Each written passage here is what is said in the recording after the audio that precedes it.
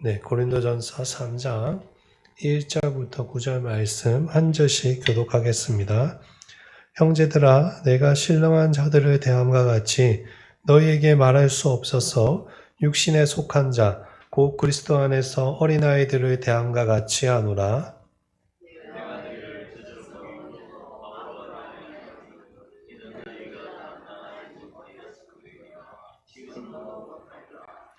너희는 아직도 육신에 속한 자로다. 너희 가운데 시기와 분쟁이 있으니 어찌 육신에 속하여 사람을 따라 행함이 아니리요?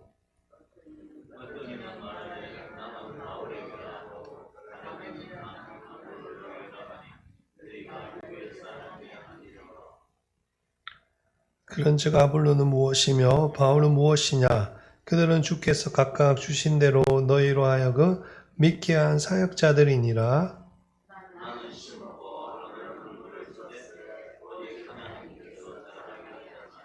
그런즉 심는 이나 물 주는 이는 아무것도 아니로되 오직 자라게 하시는 이는 하나님 뿐이니라.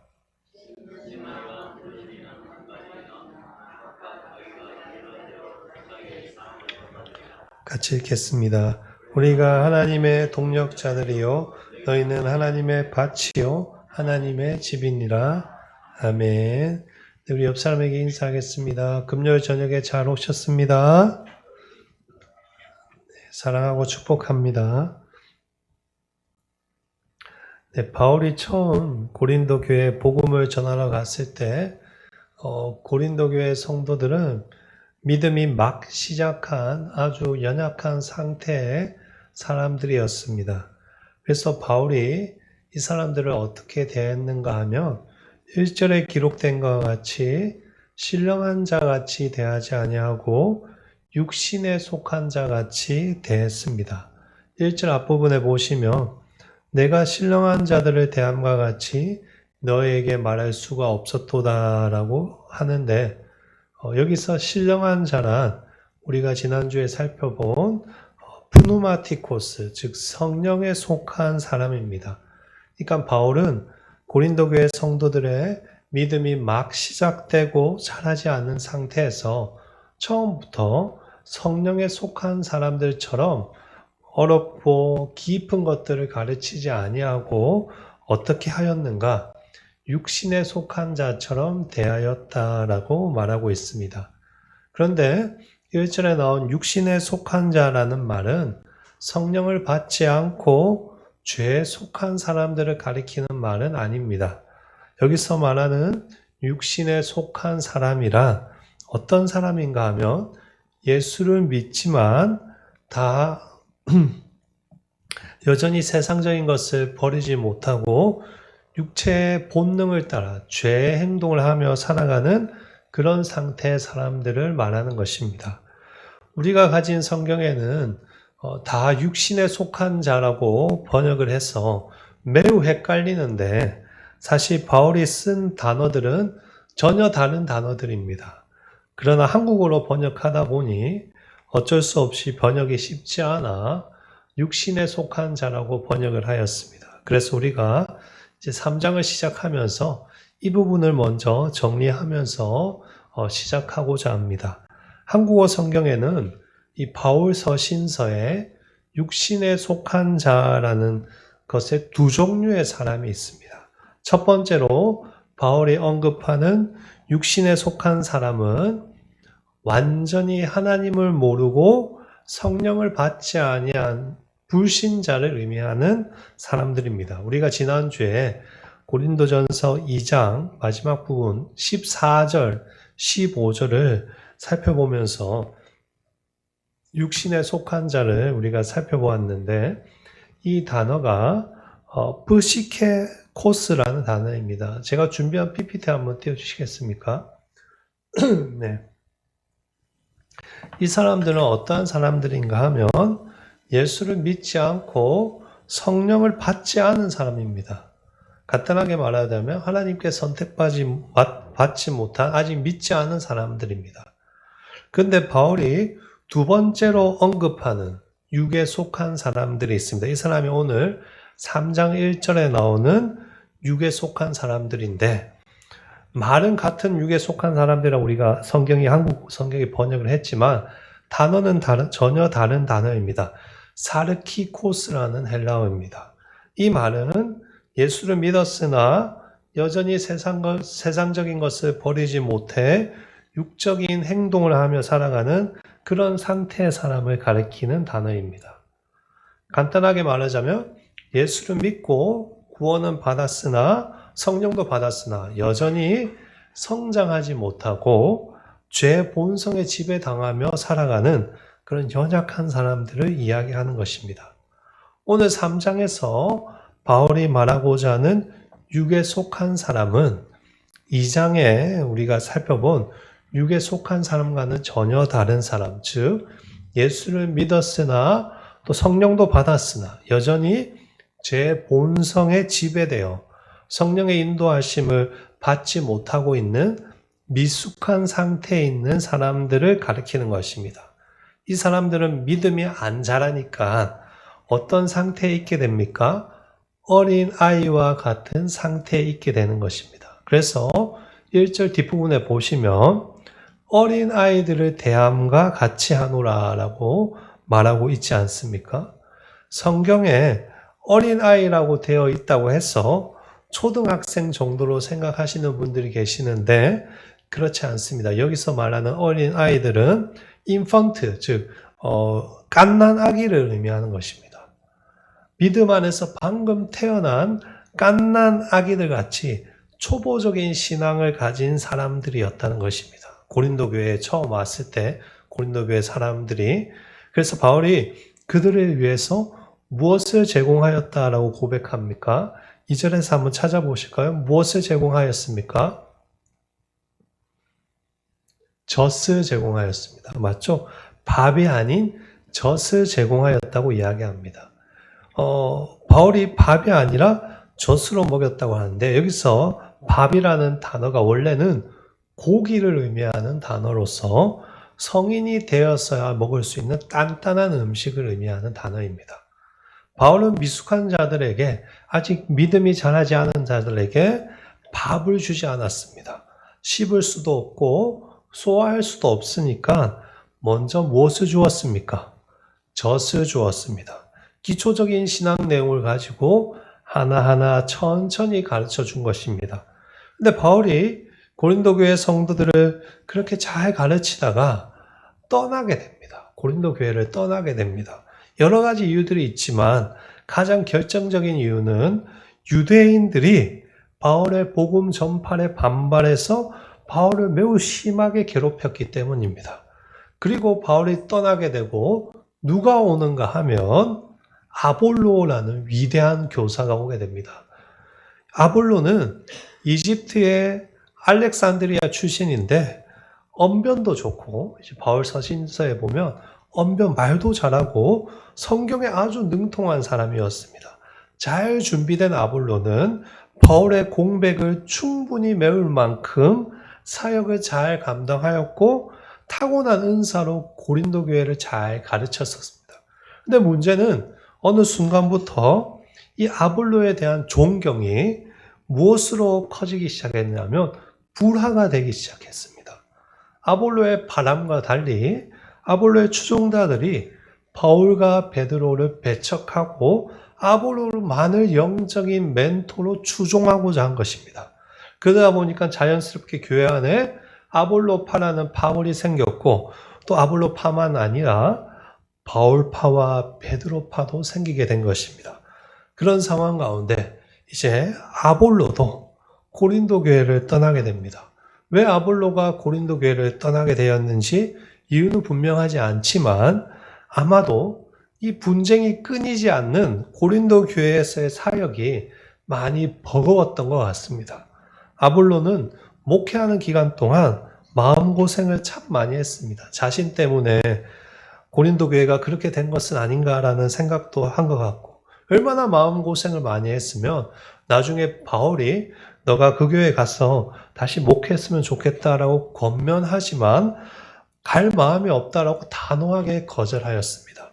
그렇게 바울과 아볼로가 고린도 교회를 떠나고 나서 고린도 교회는 이제 본격적으로 리더십 갈등으로 당을 짓고 분쟁을 일삼기 시작했습니다. 그래서 우리가 고린도전서 1장을 시작하면서 보았던 것처럼 나는 바울에게 속했다. 나는 아볼로에게 속했다. 나는 베드로에게 속했다. 계속 싸웠던 것입니다. 오늘 4절 앞부분에서도 그 이야기를 하고 있지 않습니까? 어떤 이는 말하되 나는 바울에게라 하고 다른 이는 나는 아볼로에게라 하니 결국 정리하자면 고린도 교회는 지금까지 무엇을 한 것입니까? 도대체 뭘 한 것이죠? 잘하지 못하고 서로 계속 신나게 싸우기만 한 것입니다. 그래서 2절 뒷부분에 보시면 바울이 이렇게 지적을 하죠. 이는 너희가 감당하지 못하였음이거니와 지금도 못하리라.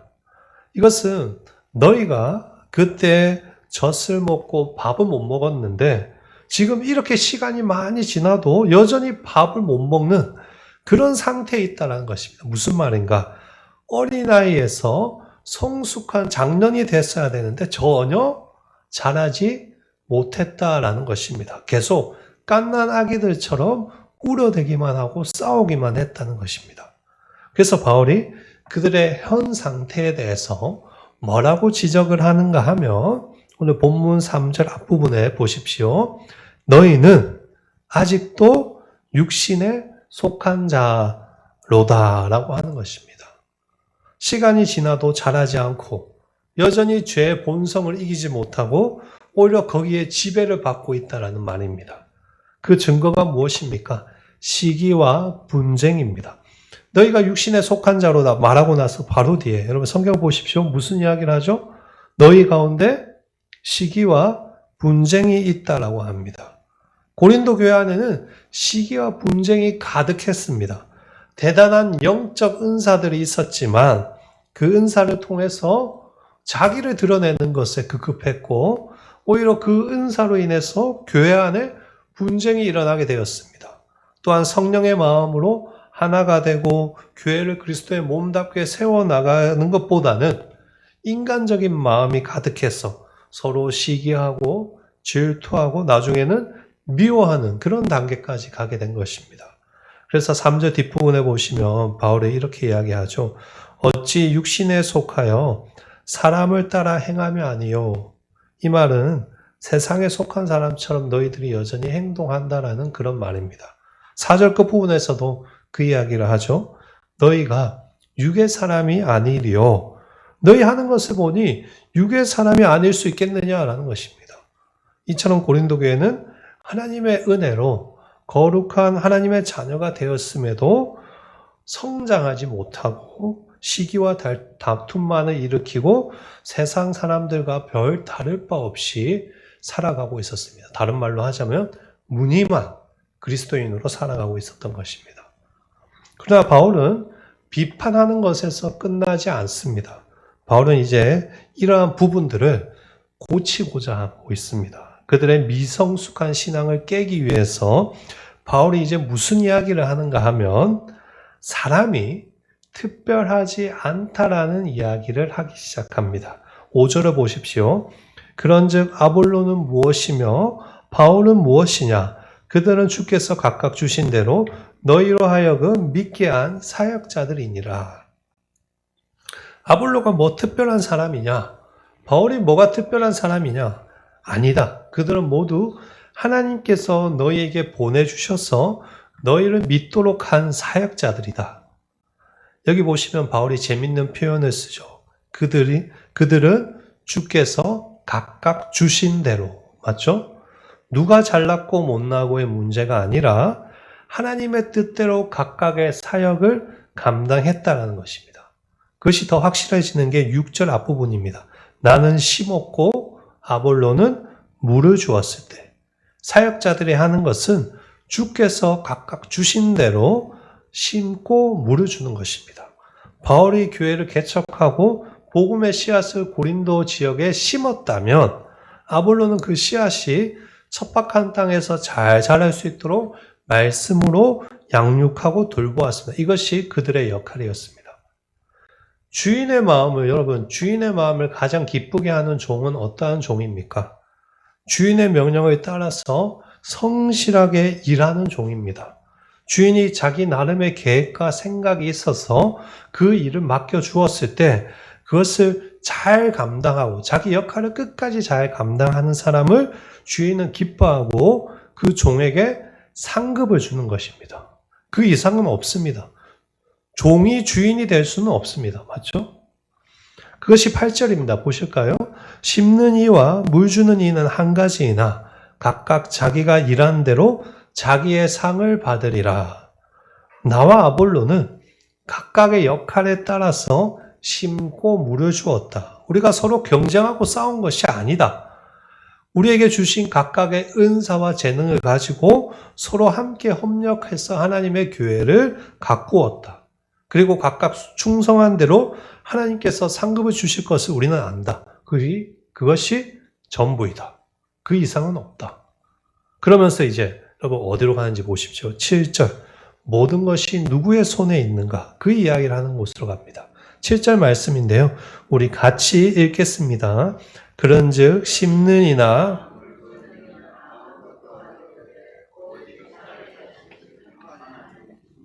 아멘. 여기 보시면 바울이 하나님께서 보내신 사역자들에 대해서 무엇이라고 정의하고 있습니까? 아무것도 아니다. 아까 5절에 이어서 바울은 사역자들이 하나님의 사역을 위해서 하나님이 사용하신 도구일 뿐이지 그 이상도 그 이하도 아니다라고 분명하게 밝히고 있습니다. 그래서 그 역할을 잘 감당하고 상급을 받는 것이지 그 이상의 영역, 싹이 나고 열매를 맺고 모든 것이 이루어지는 교회를 교회답게 세우는 그 영역은 누구의 손에 있는가? 하나님에게 있다라는 것입니다. 씨앗이 열매를 맺고 잘 자라도록 하는 것이 사람이 하는 것이 아니라 하나님 손에 달려 있다라는 것입니다. 씨를 뿌리고 물을 주지만 그 생물들이 싹이 나고 성장시키는 일을 창조주 하나님께서 도와주는 것과 같이 교회의 성장도, 신앙의 성장도 하나님께서 열매 맺게 하신다는 그 말씀입니다. 너희가 바울 그러는데 나에게는 특별한 능력이 없다. 너희가 아볼로 그러는데 아볼로에게도 특별한 능력이 없다. 우리는 그저 주님이 보내신 사역자일 뿐이다. 오직 자라게 하고 열매를 맺게 하시는 분은 누구인가? 하나님이다. 그 말을 하고 있는 것입니다. 바울은 지금 무엇을 깨트리고 있는 것입니까? 하나님보다 사람을 더 의지하는 고린도 교회의 잘못된 인간적인 생각을 깨트리고 있는 것입니다. 제 본성에 우리가 지배당하게 될 때 사람들의 특징이 무엇인가 하면 인간을 하나님보다 더 높은 자리에 앉히려고 하는 것입니다. 사람이 숭배의 대상이 되는 것입니다. 제가 대학교는 고신교단에 나왔고 대학원은 합신교단에서 공부를 했는데 각 교단마다 절대로 건들면 안 되는 사람들이 있습니다. 매우 우상화된 사람들이 있습니다. 죄송한 말씀이지만 개인적으로 저는 별로 그게 보기 좋은 것 같지는 않습니다. 물론 그들의 공로나 그들의 업적을 무시할 수 없습니다만 하나님보다 그들이 우리 교단에 더 자랑거리가 된다면 그것은 뭔가 잘못되었다는 말입니다. 바울이 지금 그런 인간적인 생각을 깨트리려고 하는 것입니다. 아무리 위대한 사람일지라도 그저 하나님께서 보내신 사역자일 뿐이다. 하나님이 그 사람이 필요해서 쓰신 것이다. 그 사람은 거기에 합당한 상급을 받을 것이다. 그 이상은 없다. 그 이상의 영역은 모든 것을 가능케 하시고 열매를 맺게 하시는 분은 누구인가? 하나님이시다. 하나님이 은혜 주시고 하나님이 인도해 주셔야지 싹도 피고 열매도 맺는다. 모든 것은 하나님의 손길 안에 있는 것이다. 그러니 사람이 숭배의 대상이 되어서는 안 된다. 사람에게는 아무런 능력도 없다. 오직 모든 것을 이루실 분은 하나님이니 너희가 이제 누구를 봐야 되는 것이냐? 하나님을 봐야 된다는 그 이야기를 하고 있는 것입니다. 9절 보실까요? 우리는 하나님의 동력자들이요 너희는 하나님의 밭이요 하나님의 집이니라. 여기서 바울이 일부러 강조하는 것이 보이십니까? 하나님의 모든 것이 누구의 소유라는 것을 강조하고 있습니까? 하나님의 것이란 것입니다. 내 밭이 아니고 내 집이 아니고 내 사역자가 아닙니다. 하나님의 밭이고 하나님의 집이고 하나님의 사역자라는 것입니다. 즉 하나님이 이 모든 것의 주인이라는 것입니다. 그래서 사역자들은 자연스럽게 뭐가 되는가? 9절에 보시면 동력자가 되는 것입니다. 동력자라고 멋있게 표현했지만 여러분 한국식 표현으로 바꾸어 말하자면 모든 사역자들이 다 같은 하나님의 밭과 집에서 일하는 똑같은 머슴에 불과하다는 것입니다. 머슴들 사이에 네가 잘나고 내가 잘났고 그런 게 있습니까? 없습니다. 하나님이 부탁하신 밭에 씨를 뿌리고 맡기신 집을 멋있게 아름답게 가꾸는 일꾼일 뿐입니다. 그 이상은 없습니다. 이처럼 오늘 바울은 무슨 이야기를 하는가? 인간은 아무것도 아니다. 오히려 교회의 주인은 누구신가? 하나님이시다. 그 이야기를 하는 것입니다. 결국 바울이 하고 싶은 말은 무엇인가? 인간 중심의 신앙에 빠져 있었다면 거기에서 벗어나서 하나님 중심의 신앙으로 다시 회복되어야 된다는 그 말을 하는 것입니다. 그래야지 육에 속한 사람이 아니라 영에 속한 사람으로 성장할 수 있다는 것입니다. 이것이 바울이 오늘 우리에게 주는 메시지입니다. 사람 중심이 아니라 하나님 중심이 되어야 됩니다. 사람은 아무것도 아닙니다, 여러분. 사람을 의지하는 자는 결국에 실망하고 실패할 수밖에 없습니다. 사람을 의지하는 자는 결국에 실망하고 실패할 수밖에 없습니다. 사람은 의지할 완벽한 대상이 아닙니다, 여러분. 사람이 중심이 되는 곳에는 시기와 분쟁이 일어날 뿐입니다, 여러분. 우리를 잘하게 하시는 분은 누구인가? 우리가 반드시 기억해야 됩니다. 오직 하나님밖에 없습니다. 믿으십니까? 사람을 의지하지 마시고 하나님 의지하시고 하나님께 집중하셔야 됩니다. 그때 우리의 믿음이 영적 아이에서 더 자라서 성숙한 사람으로 자랄 수 있습니다. 또 우리 교회가 시기와 분쟁이 아니라 하나가 되고 하나님이 놀라운 은혜의 역사가 일어나게 되는 것입니다.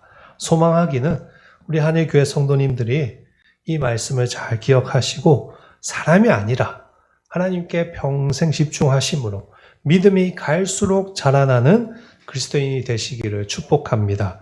우리 모두가 주 안에서 서지마 목사가 여러분보다 높은 거 아닙니다. 똑같은 동력자입니다. 함께 아름답게 교회를 세워나가고 시기하고 분쟁하는 교회가 아니라 정말 하나님이 기뻐하는 그런 하나님 중심의 한일교회가 되기를 소망합니다. 오늘 우리가 함께 뜨겁게 기도했으면 좋겠습니다. 하나님, 우리 교회가 사람이 주인이 되지 않게 하시고 하나님이 주인이 되어서 하나님의 은혜로 세워지는 한일교회 되게 하여 주시옵소서. 그렇게 우리 기도합시다. 하나님께서 우리의 기도를 기뻐 받아주시고 하나님이 우리 교회 안에 놀라운 은혜를 주셔서 우리 교회에게 놀라운 부흥의 역사가 일어날 줄 믿습니다. 아멘. 우리 시간 함께 찬양하고 기도하도록 하겠습니다. 예수